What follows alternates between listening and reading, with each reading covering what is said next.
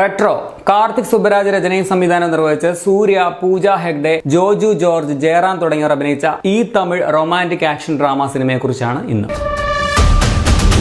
ചിരിക്കാൻ മറന്ന ഒരു പറ്റം പാവ മനുഷ്യരുടെ ചിരി തിരിച്ചു കൊണ്ടുവരാനായിട്ട് ജന്മമെടുത്ത മഹാനായ ഒരു മനുഷ്യന്റെ ഒരു അവതാര പിറവിയുടെ കഥ, അതാണ് റെട്രോ എന്നൊക്കെ പറയണമെന്ന് എനിക്ക് ആഗ്രഹമുണ്ട്.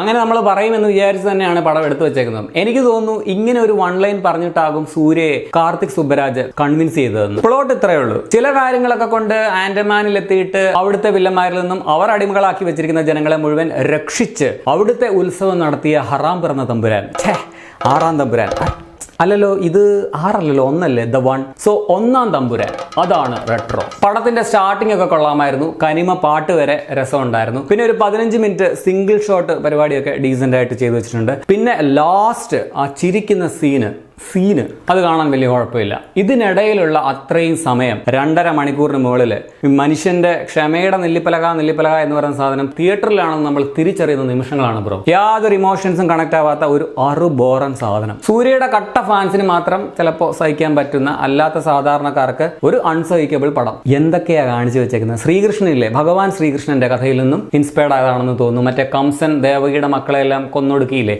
ദേവകിയുടെ 8ാമത്തെ പുത്രന്റെ ജന്മം കൊട്ടാരമാകെ അടിച്ചു. ആ ഐറ്റമാണ് ഇതിന്റെ കഥയെന്ന് പറയാം. അതും വയറ്റില് ശൂലമൊക്കെ ജനിച്ചപ്പോഴേ നാച്ചുറലി ടാറ്റു ആയിട്ട് കെട്ടിയടിച്ചു വന്ന ഒരു അവതാരം. ഈ റെട്രോ എന്നൊക്കെ പേരൊക്കെ കേട്ടപ്പോൾ 80കളിലും 90കളിലും ഒക്കെയുള്ള വളരെ നൊസ്റ്റാൾജിക് ആയിട്ടുള്ള ആ ഒരു കാലഘട്ടത്തെ അടയാളപ്പെടുത്തുന്ന, അതുമായിട്ട് ബന്ധപ്പെട്ട ഒരു കിടു സ്റ്റോറിയൊക്കെ പ്രതീക്ഷിച്ച് പോയിട്ട് ഇതൊരുമാതിരി വയറ്റിൽ ശൂലവും അന്ധവിശ്വാസവും അവതാര പിറവിയും എല്ലാത്തിന്റെയും കൂടെ കുറച്ച് ഫോഴ്സ്ഡ് പൊളിറ്റിക്സും പിന്നെ 1000 മുതൽ 1000 വർഷങ്ങളായിട്ട് അതേ സ്റ്റൈലിൽ തുടർന്നുകൊണ്ടിരിക്കുന്ന ക്രിഞ്ച് റൊമാൻസും പാസവും ഇതിന്റെ എല്ലാത്തിന്റെ മുകളിൽ നായകന്റെ കുറെ സ്ലോ മോഷനും ആകെ മൊത്തം ഒരു മീൻ അവിയൽ പരുവം പടം. ഇതിലെ നായകനെ ചിരിപ്പിക്കാൻ വേണ്ടി എല്ലാവരും കഷ്ടപ്പെടുന്ന പോലെ ഇതിൽ ഏതെങ്കിലും ഒരു ക്യാരക്ടറിനെ ഇഷ്ടപ്പെടാൻ വേണ്ടി ഞാനും ഇങ്ങനെ ഫോഴ്സ് ചെയ്ത് എന്നെ ഇഷ്ടപ്പെടുത്താൻ ശ്രമിച്ചു. നോ രക്ഷ.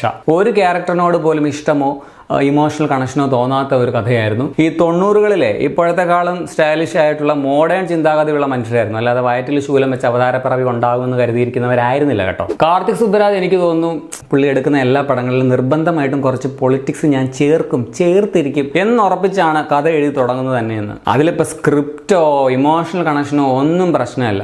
ഏതെങ്കിലും ഒരു ക്ലീഷേ മസാല കഥയിൽ അരികുവൽക്കരിക്കപ്പെട്ടവരുടെ യാതനകൾ എന്ന മട്ടിൽ എന്തെങ്കിലും കുറച്ച് പൊളിറ്റിക്സ് കൂടെ ചേർത്താൽ മതി.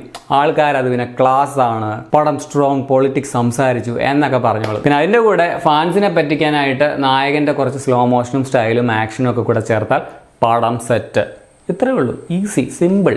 വന്ന് മിസ്റ്റർ കാർത്തിക് സുബ്ബരാജ്, നിങ്ങളുടെ എഴുത്ത് തീരെ മോശമാകുന്നുണ്ട്. Be a game changer. Performance പറഞ്ഞാൽ സൂര്യയുടെ ലുക്കും സ്വാഗും ഒക്കെ കൊള്ളാം എന്നുള്ളതല്ലാതെ പടത്തിൽ ആ ക്യാരക്ടറിനെ കാണാനേ ഇല്ല. സൂര്യ എന്ന സ്റ്റാറിനെയാണ് കണ്ടത്. എവിടെയും കഥാപാത്രമായിട്ട് ഫീൽ ചെയ്തിട്ടേ ഇല്ല.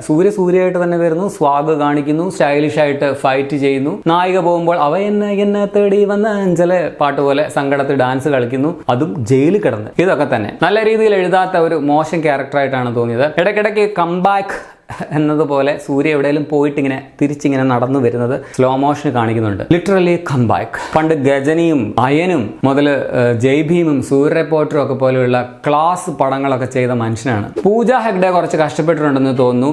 മേക്ക് ഓവർ ഒക്കെ കൊടുത്ത് കുറച്ചുകൂടെ കറുപ്പ് മേക്കപ്പ് ഒക്കെ ഇട്ട് ഒരു പക്ക തമിഴ് പെൺകുട്ടിയെ പോലെ ആക്കിയിട്ടുണ്ട്. അവർ മാത്രമാണ് ആ ഒരു റെട്രോ സ്റ്റൈലില് പടത്തിന്റെ പേര് പോലെ നിലനിന്നത്. അവരുടെ സാരി ബ്ലൗസ് ഒക്കെ ഒരു റെട്രോ സ്റ്റൈലിലുണ്ടായിരുന്നു. പക്ഷെ ക്യാരക്ടറിന്റെ അവസ്ഥ ഓർത്ത് കഷ്ടം തോന്നി. ഒരു ഗ്യാങ്സ്റ്ററിനെ വേണ്ടെന്ന് വെച്ചിട്ട് ഓടി രക്ഷപ്പെട്ട് വന്നാലും പിറകെ അങ്ങ് വരികയല്ലേ പൂർ ഗേൾ. വില്ലൻ ക്യാരക്ടർ മൈക്കിൾ എന്നെങ്ങാണ്ടാണ് പേര്. കിങ് എന്നാണ് വിളിക്കുന്നത്. നടന്റെ പേര് വിധു എന്നാണെന്ന് തോന്നുന്നു, തെറ്റാണെങ്കിൽ സോറി. പക്ഷെ പറയാതെ വയ്യ, ഒട്ടും സ്ട്രോങ് അല്ലാത്ത വില്ലൻ ക്യാരക്ടറാണ്. അങ്ങോട്ടും ഇങ്ങോട്ടും ഷർട്ടൊക്കെ ഊരി ബോഡി കാണിച്ച് നടക്കുന്നു എന്നുള്ളതല്ലാതെ ഒരു വ്യക്തിത്വവും ഇല്ലാത്ത ഒരു കഥാപാത്രം. ഒന്നാമത് വില്ലൻ സ്ട്രോങ് ആയെങ്കിലേ ഇങ്ങനെയുള്ള പടങ്ങളൊക്കെ ശരിയാവത്തുള്ളൂ. ജോജു ജോർജിന് ഒരു ഓക്കേഷ് റോളാണ്. പിന്നെ നാസർ എനിക്ക് തോന്നുന്നു ഭയങ്കര സ്ട്രോങ് ക്യാരക്ടറാണ്. പടയപ്പയിലെ നീലാംബരിയെ പോലെയാണെന്നൊക്കെ പറഞ്ഞ് പറ്റിച്ചതാണെന്ന് തോന്നുന്നു. പിന്നെ മലയാളത്തിൽ നിന്നും സുജിത് ശങ്കർ ഒരു നല്ല വെറുപ്പിക്കൽ ക്യാരക്ടറായിട്ട് വന്നിട്ടുണ്ടായിരുന്നു. പ്രകാശ് രാജ് എന്തിനോ വേണ്ടി തിളയ്ക്കുന്ന ഒരു വില്ലൻ സാമ്പാർ റോളിലുണ്ട്. പിന്നെ മലയാളത്തിൽ നിന്ന് സ്വാസിക, രമ്യ സുരേഷ് ഒക്കെ ക്ലീഷെ അമ്മ റോളിലുണ്ട്. കറിവേപ്പിലയായിട്ട് ശ്രീയാശരന്റെ ഒരു ഡാൻസും ഉണ്ട്.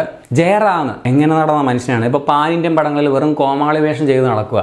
പിന്നെ ആദ്യം ജയറാമാണ് കോമാളി എന്ന് നമ്മൾ വിചാരിക്കും. കുറെ കഴിഞ്ഞ് ആ താലം ജയറാമിൻ്റെ നിന്നും സൂര്യ ഏറ്റെടുക്കും. പിന്നെ വില്ലനാകും അത് ഏറ്റെടുക്കുന്നത്. അത് കഴിഞ്ഞ് ജോജു ജോർജ്. ലാസ്റ്റ് നമ്മൾ പ്രേക്ഷകരെ കോമാളിയാക്കി ജിഗർ താണ്ട മോഡൽ ഒരു ഷോട്ടും കാണിച്ചിട്ട് എ കാർത്തിക് സുബ്ബരാജ് പടം എന്ന് എഴുതി കാണിക്കും. അഡ്രാസ് ഒക്കെ. ടെക്നിക്കൽ സൈഡിൽ ഇതിന്റെ ക്യാമറ എഡിറ്റിംഗ് ഒക്കെ നൈസാണ്. പടത്തിന് മെയിനായിട്ട് എന്തെങ്കിലും പോസിറ്റീവ് ഉണ്ടെങ്കിൽ തന്നെ, അല്ലെങ്കിൽ പടത്തെ രക്ഷിക്കുന്നത് സന്തോഷ് നാരായണന്റെ മ്യൂസിക് ആണ്. ബാക്ക്ഗ്രൗണ്ട് സ്കോറും പാട്ടും ഒക്കെ പുള്ളി കറക്റ്റ് ആ റെട്രോ എന്ന പേരിനോട് നീതി പുലർത്തുന്ന രീതിയിൽ തന്നെ ചെയ്തു വെച്ചിട്ടുണ്ട്. കിഡ് മ്യൂസിക് ആയിരുന്നു. പ്രൊഡക്ഷൻ ഡിസൈൻ, ഇതിന്റെ ചില സെറ്റൊക്കെ നല്ല ആർട്ടിഫിഷ്യൽ ആയിട്ട് എനിക്ക് ഫീൽ ചെയ്യുന്നുണ്ടായിരുന്നു. പ്രത്യേകിച്ച് ഇവരുടെ ഒരു കൾട്ട് സംഭവമൊക്കെ ഉണ്ട്, ഭൂലോകത്ത് നടക്കാത്ത ഒരു കൾട്ടും. ആകെ മൊത്തം ടോട്ടലിൽ ഒരു കാർത്തിക് സുബ്ബരാജ് ഓവർ കോൺഫിഡൻസ് ആണ് ഈ പടം. എന്തെങ്കിലും തട്ടിക്കൂട്ട് കഥയിൽ കുറച്ച് പാവം ജനങ്ങളുടെ അല്ലെങ്കിൽ ന്യൂനപക്ഷങ്ങളുടെ വേദന എന്നൊക്കെ പറഞ്ഞ് ഫോഴ്സ്ഡ് പൊളിറ്റിക്സ് കുത്തിക്കയറ്റിയാൽ അത് ക്ലാസ് ആവില്ല. ടെക്നിക്കലി നൈസ് ആയിട്ട് വന്നാലും സ്ക്രിപ്റ്റ് കൊള്ളില്ലെങ്കിൽ എല്ലാം തീർന്നു. ഇതിനൊക്കെയുള്ള ഒരു ഉത്തമ ഉദാഹരണമാണ് റെട്രോ. എനിക്ക് പടം തീരെ വർക്കായില്ല.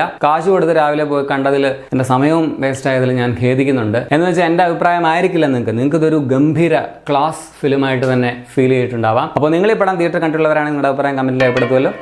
ശരി എന്നാൽ.